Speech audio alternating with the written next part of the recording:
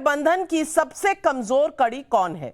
राहुल गांधी 24% लोग कहते हैं, ममता बनर्जी 15% लोग कहते हैं, अरविंद केजरीवाल 18% लोग कहते हैं, एमके स्टालिन 11%, इनमें से कोई नहीं 32%, यानी कि कोई खड़ा ही नहीं होता। लेकिन सबसे ज्यादा वोट तो राहुल गांधी जी को पड़ रहे हैं। सबसे कमजोर कड़ी बंगाल में राहुल गांधी की न्याय यात्रा पर ममता बनर्जी की नाराजगी पर क्या कहेंगे लोग?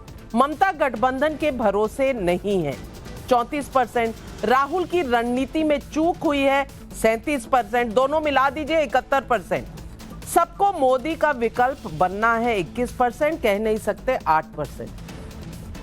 सीट शेयरिंग पर केजरीवाल अखिलेश कांग्रेस पर सख्त क्यों है? मौके का फायदा उठाना चाहते हैं 32%, कमजोर कांग्रेस सूट करती है 23%, गठबंधन सिर्फ एक दिखावा है 35%, कह नहीं सकते 10%। अब ये है जनता की राय। हरीश रावत जी पूर्व मुख्यमंत्री हैं उत्तराखंड के, हमारे साथ जुड़ रहे हैं। हरीश रावत जी नमस्कार। और मुझे ये बताइए कि जनता को बिल्कुल भी भरोसा नहीं है इस बात पर कि राहुल गांधी में लीडरशिप क्वालिटीज हैं या राहुल गांधी इस इंडिया अलायंस को साथ रख सकते हैं, क्योंकि नीतीश कुमार पहले निकल गए, ममता बनर्जी लड़ रही हैं, अखिलेश बात नहीं करना चाहते, केजरीवाल सीट नहीं शेयर करना चाहते। तो भैया कांग्रेस का होगा क्या? नाविका जी, आप भारत की राजनीति की उतनी ही बड़ी जानकार हैं जितना जानकारी मुझको है।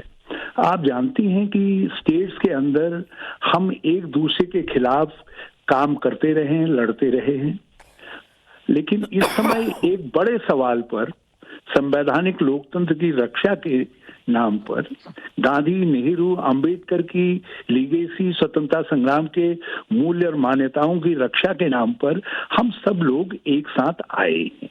हमने एक गठजोड़ कहिए, आप अलायंस कहिए, हमने बनाया है जिसका नाम इंडिया है। जो है नीतीश जी उसके रचनाकारों में से एक थे। क्या कारण रहे कि वो अचानक क्यों चले गए निकल करके, फिर क्यों इतनी पलटी मार दी, क्या था, क्या उनका गणित था, ये वो जाने।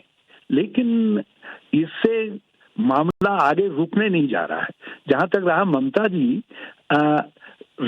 ममता जी अलायंस की एक महत्वपूर्ण नेता है, अत्यधिक महत्वपूर्ण नेता है और अलायंस में बनी रहेंगी। हाँ, कभी किसी राज्य के अंदर सीट शेयरिंग के मामले में यदि अंडरस्टैंडिंग नहीं बनती है, कोई आवश्यक नहीं कि उसका अर्थ यह है कि जो हमारा गठबंधन है वो समाप्त हो गया है। हम जो मूल्य, जो बेसिक उद्देश्य हैं उन पर लड़ेंगे। राहुल जी ने संघर्ष से ये साबित कर दिया है, अपनी कर्मठता से ये साबित कर दिया है कि वो अलायंस के नेता भी हो सकते हैं और उन्होंने ये भी साबित कर दिया है कि अवसर आने पर, मौका मिलने पर वो देश का ठीक तरीके से संचालन भी कर सकते हैं।